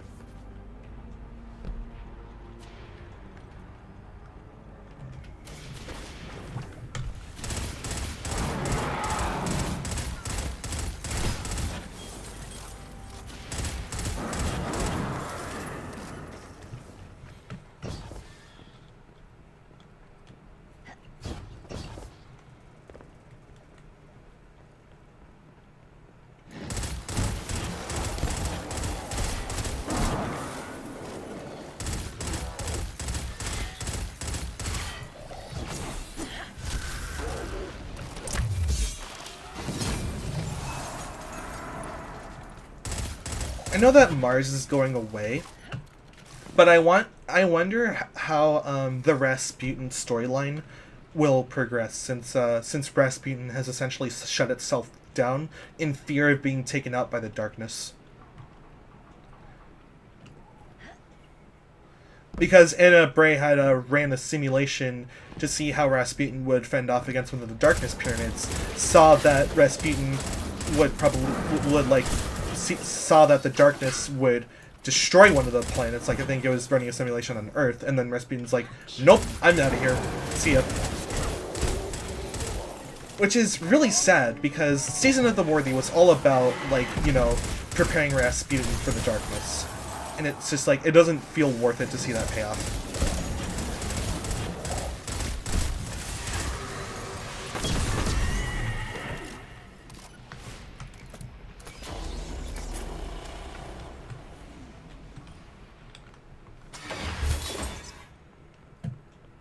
But yeah, here's Rasputin's chamber.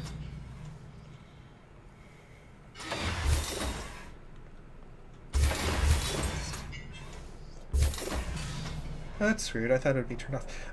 So yeah, in the cutscene, Rasputin gets deactivated, but right here, it's not deactivated. So I have to wonder why it isn't.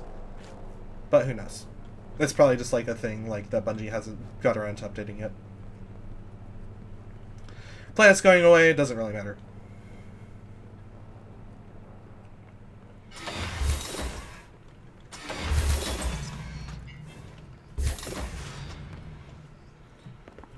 again, I'm just going off from what I've heard. But from what I've heard from people that have played Destiny 1, or at least from the story, is that Rasputin was originally believed to be on Earth.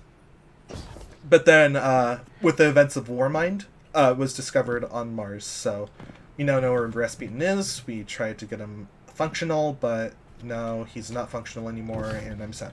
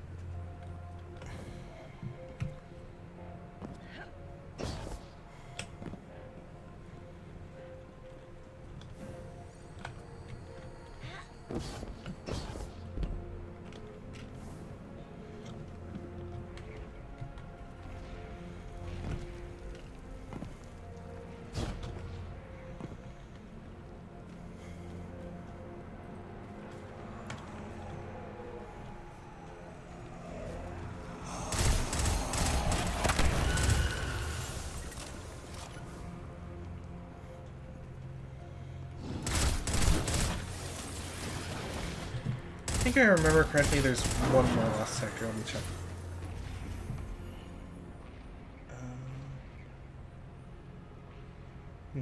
This doesn't.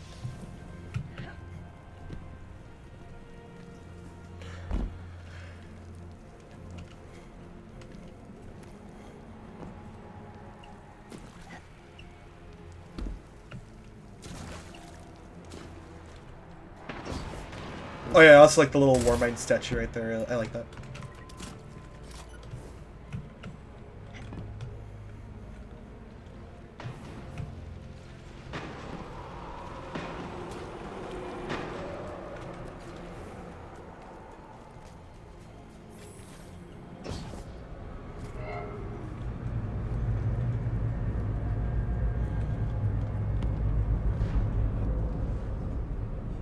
Like that little lens flare.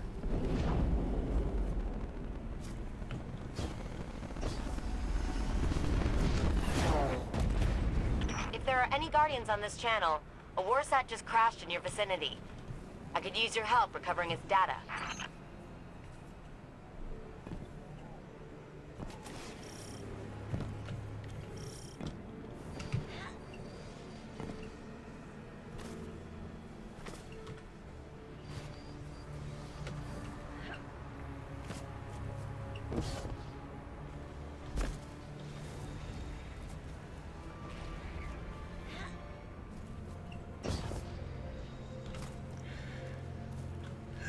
And yeah, I think at the beginning of the Warmind campaign, this would normally be the area that you would come to meet Anna for the first time.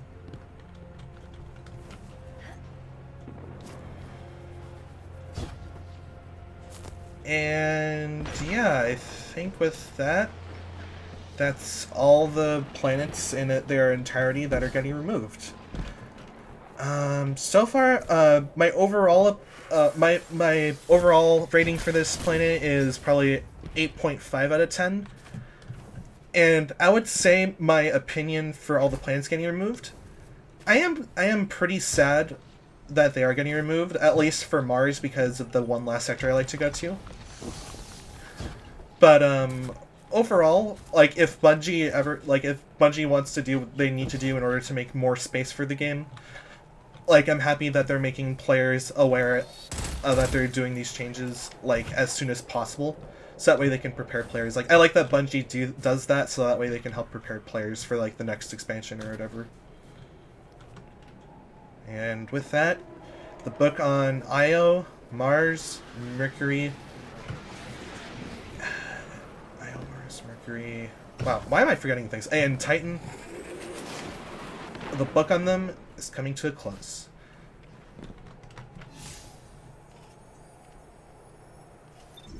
Goodbye, planets. We hope to see you again.